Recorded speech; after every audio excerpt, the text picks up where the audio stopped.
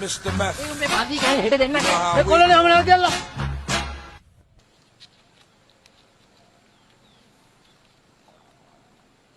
මොකද්ද සුමුදුවේ 500 කතාව?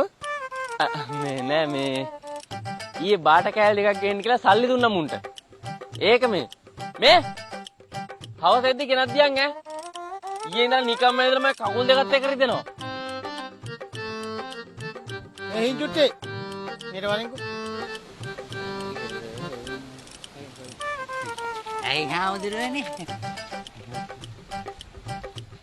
මොකද්ද ළමයි 500 කතාව? මේ හාමුදුරුවනේ මේ සුමුදුවා ඊ අපිට මේ 500ක් දුන්නානේ 500 කෑල්ලක් ගේන්න කියලා නේ.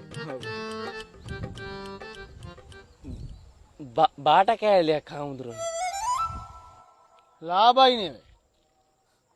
කොල්ලනේ මලත් ඒ 500 තියෙන බාට කෑල්ල දෙයක් ගියන් තියපල්ලකෝ. නෑනේ හාමුදුරනේ 500ට කෑලි දෙකක් දෙන්නේ. එකයිනේ දෙන්නේ. අනිත් එක මේ හාමුදුරන්ට ජොයින්ට් කැපයිද? මෙහෙමනේ බං.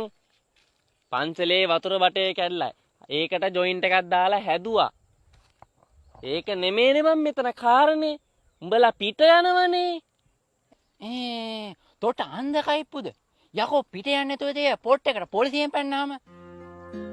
මේ කොල්ලනේ උඹලගේ වයස පහු කරලා මම ආවේ. කෑලි මොනවද ජොයින්ට් මොනවද කියන්න මං හොඳට දන්නවා. මාඩු පාඩුයි පන්සල පැත්තේ වරෙන්කෝ. මට කතා කරන්න ඕනේ. ඔබත් වරක යන්න.